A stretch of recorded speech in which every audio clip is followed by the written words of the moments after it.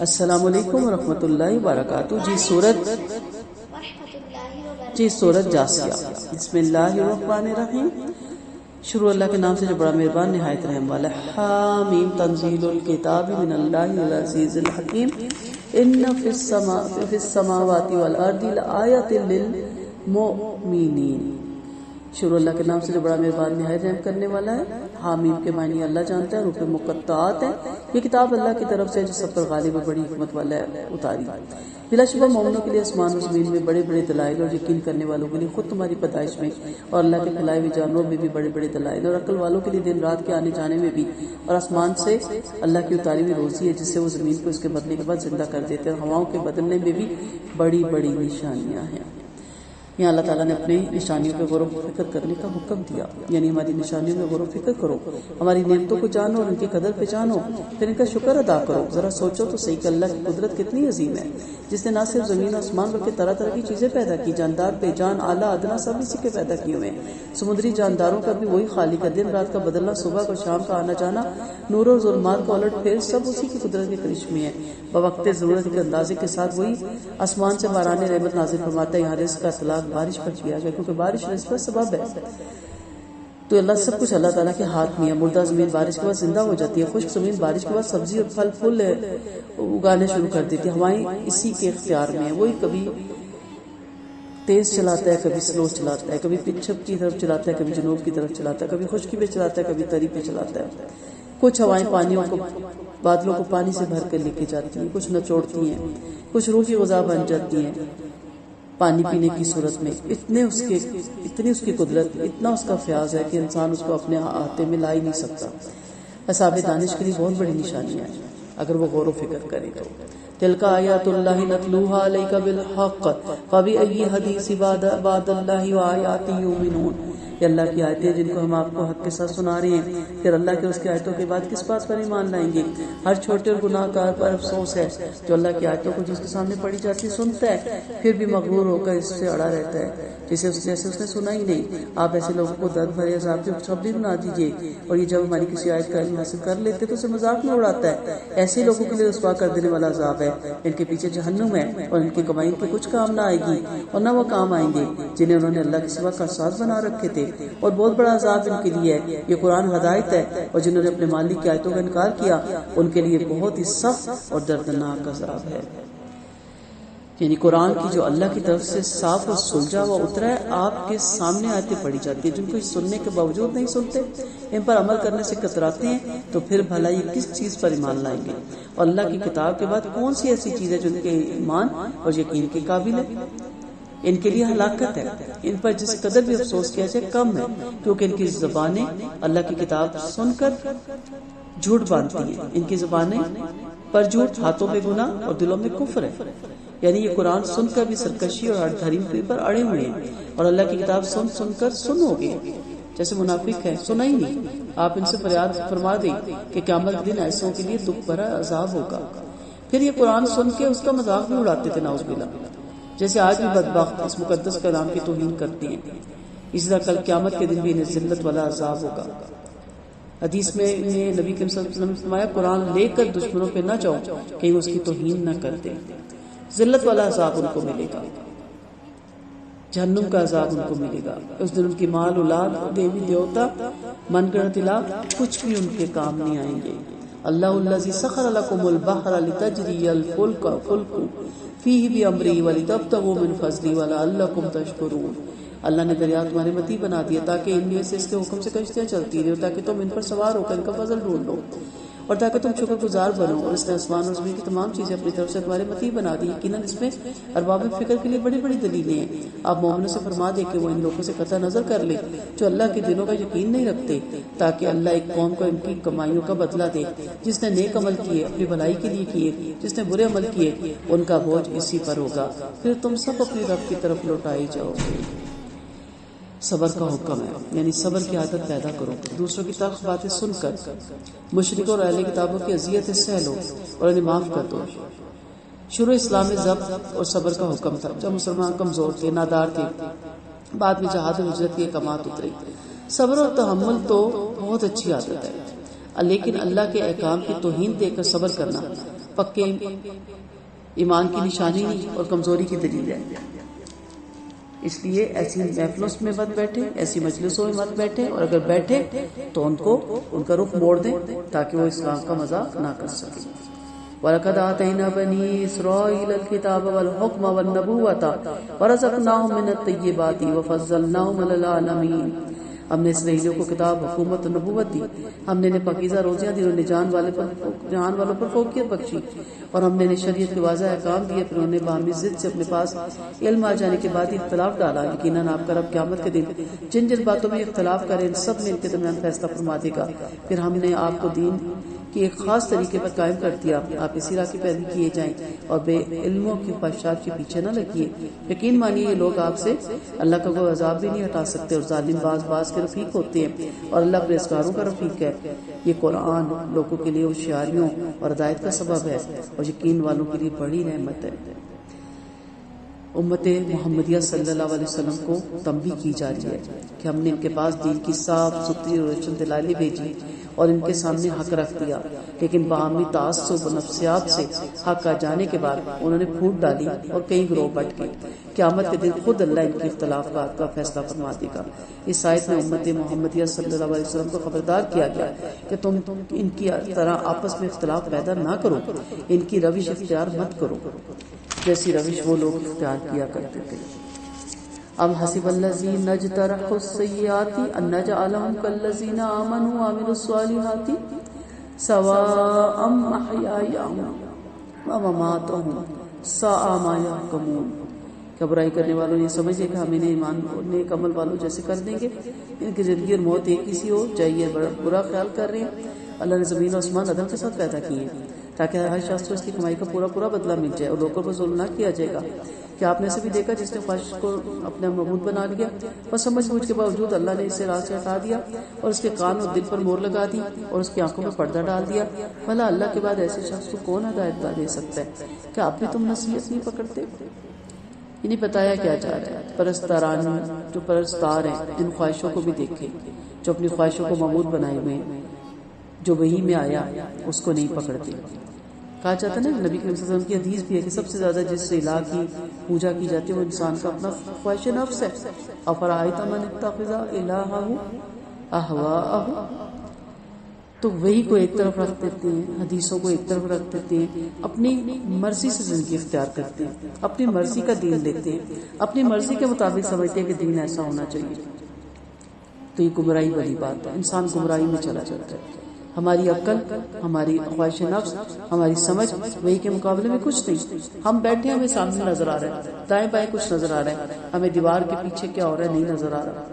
ہم کسی نئی جگہ جائیں، ہم بیٹھے ہوں، سامنے سب کچھ نظر آ رہا ہے، ہمیں نہیں معلوم کہ باقی کتنے بیڈ روم ہیں، ہمیں نہیں معلوم کہ ان کے کچن ایک ہے یا دو ہیں، ہمیں نہیں معلوم ان کے واش روم کتنے ہیں۔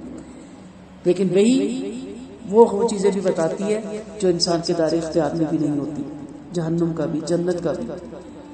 تو دنیا پیدا کرنے کی ایک حکمت ہے، یہ دنیا اس لیے بنائی ہے، عدل اور حکمت کے لیے چاہیے تاکہ ہر شخص اپنے کیے ہوئے کاموں کا پورا بدلہ حاصل کر لے اور کسی پر ذرا برابر بھی ظلم نہ کیا جائے۔ مشرک بولے زندگی دنیاوی زندگی، ہم مرتے ہیں اور پیدا ہوتے ہیں، ہمیں صرف زمانہ مارتا ہے، حالانکہ ان کے پاس اس کی کوئی دلیل نہیں ہے، صرف منمانی باتیں ہیں۔ اور جب انہیں ہماری صاف آیتیں پڑھ کر سنائی جاتی ہیں تو ان کے آس پاس سوائے اس کے اور کوئی حجت نہیں ہوتی کہ تم سچے ہو، تمہارے باپ دادوں کو لے آؤ، زندہ کر دو اور فرما دیں کہ اللہ ہی تمہیں پیدا کرتا ہے، وہی تمہیں موت دیتا ہے، پھر وہی تمہیں قیامت کے دن جس کے آنے میں کوئی شک نہیں اٹھا کر اکٹھا کر دے گا۔ لیکن اکثر لوگ سمجھتے نہیں۔ نبی کریم صلی اللہ علیہ وسلم کا فرمان ہے، اللہ فرماتے ہیں انسان زمانے کو برا کہہ کے مجھے دکھ پہنچاتا ہے کیونکہ زمانہ میں ہوں اور زمانے کے تمام کام میرے اختیار میں ہیں اور دن رات کا لانا لے جانا میرا کام ہے۔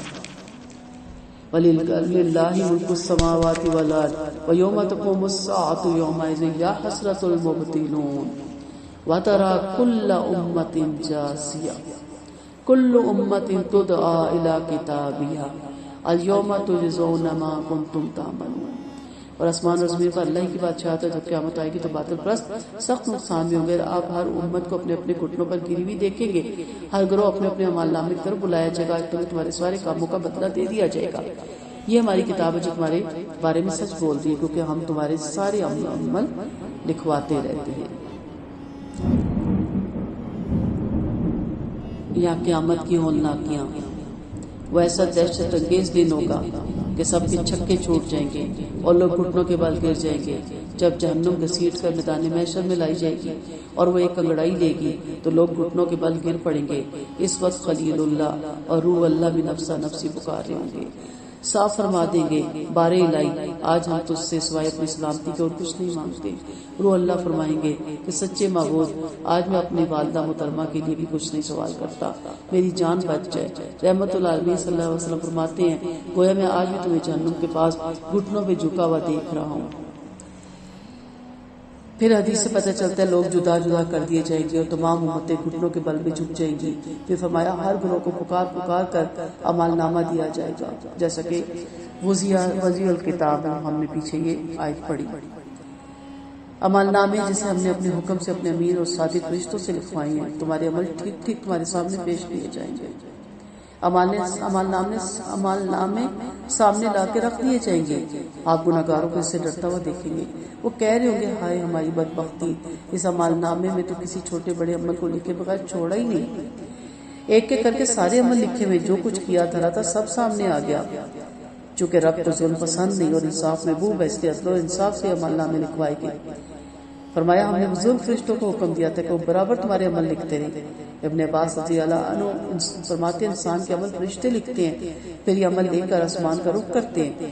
آسمانی دفتر عمل کے فرشتے یہ عمل لوح محفوظ میں لکھے ہوئے عملوں سے ملاتے ہیں۔ اللہ نے لوح محفوظ میں مخلوق کی پیدائش سے 50,000 سال پہلے اپنے علم کے مطابق انسان کے عمل لکھ لیے۔ جب فرشتے ملاتے ہیں تو ایک حرف کی بھی کمی بیشی نہیں ہوتی۔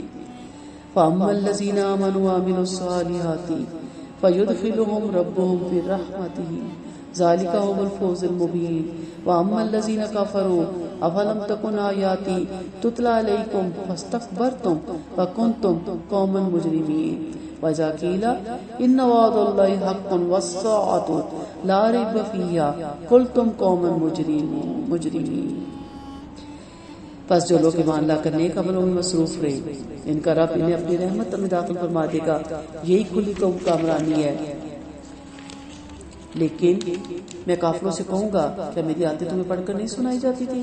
پھر تم نے غرور کیا اور تم تھے ہی بڑے گناہگار۔ اور جب کہا جاتا ہے کہ اللہ کا وعدہ بالکل سچ ہے اور قیامت میں کوئی شک نہیں تو تم جواب دیتے تھے ہمیں خبر ہی نہیں قیامت کیا چیز ہے، ہمیں اس کا محض گمان ہے، یقین تو ہے ہی نہیں، اور ان پر ان کی عملوں کی خرابیاں ظاہر ہو جائیں گی، اور جس کا یہ مذاق اڑایا کرتے تھے وہی انہیں آن گھیرے گی اور کہہ دیا جائے گا کہ آج ہم تمہیں بھول جائیں گے جیسا تم اپنے اس دل کی ملاقات کو بھول گئے تھے، تمہاری قرارگاہیں آگ ہیں، تمہارا کوئی حمایتی نہیں، یہ اس واسطے سے کہ تم نے اللہ کی آیتوں کا مذاق اڑایا تھا اور تمہیں دنیاوی زندگی نے بھلا رکھا تھا، اس لیے آج یہ دوست سے نہیں نکالے جائیں گے اور نہ اللہ کی ناراضگی کی تلافی کی جائے گی۔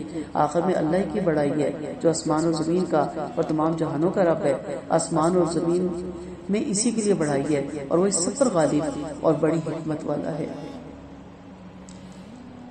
بارہا یہ آیتیں آ رہی ہیں، آخری پاروں میں تو بار بار آئیں گی۔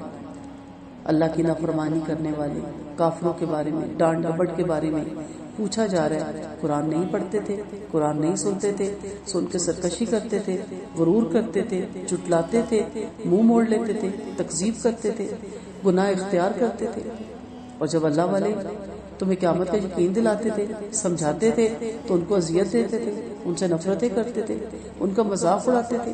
آج قیامت کے دن ان کے غرور اور نفرت کی اور برائیوں کی سزا ظاہر ہو جائے گی۔ وہ اپنی آنکھوں سے اپنے کرتوتوں کی سزا دیکھیں گے، عذابوں کو دیکھیں گے، اور جن کا مذاق اڑاتے تھے انہیں اونچے منزلوں پہ دیکھیں گے۔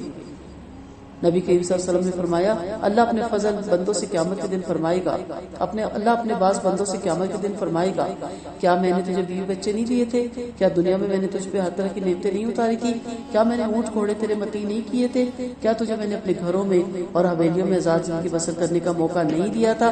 یہ عرض کریں گے کہ یا اللہ ساری باتیں سچ ہے، بلا شبہ تیرے یہ انعامات تیرے احسانات مجھ پر تھے۔ اللہ فرمائے گا آج میں بھی تجھے اسی طرح بھولوں گا جس طرح تو ان میں رہ کے مجھے بھول گیا۔ تو عذاب کس لیے دیا جا رہا ہے؟ تم نے اللہ کی آیتوں کا مذاق اڑایا، تمہیں ایک دنیاوی چند روزہ زندگی نے دھوکے میں ڈال رکھا تھا، تم اس پر مطمئن تھے، آخرت کا دھیان تک نہ کرتے تھے، ایسے غفلت میں ڈوبے ہوئے تھے، آج نقصان ہی نقصان میں پڑ گئے۔ اب نہ تو تم جہنم سے آزاد کیے جاؤ گے اور نہ تم سے ہماری ناراضگی ہٹانے کے لیے کوئی عذر طلب کیا جائے گا۔ یعنی نہ تو عذاب چھوٹ سکے گا اور نہ ہماری رضا حاصل کر سکو گے. لیکن آج مومن بلا حساب جنت میں داخل ہوگا.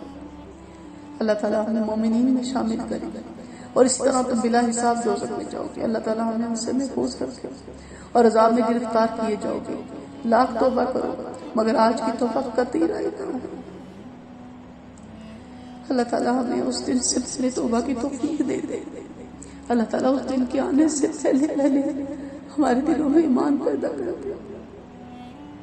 اللہ ہماری روشوں کو درست کر دے, ہمارے مال کو درست کر دے. ہمیں ایسے لوگوں کی طرح نہ بنانا. اللہ تعالیٰ ہر بڑائی اللہ کے لیے جو آسمان اور زمین کا ہر چیز کا مالک مختار ہے, تمام کائنات کا مربی ہے. اسی کی سلطنت اور عظمت آسمان اور زمین پہ.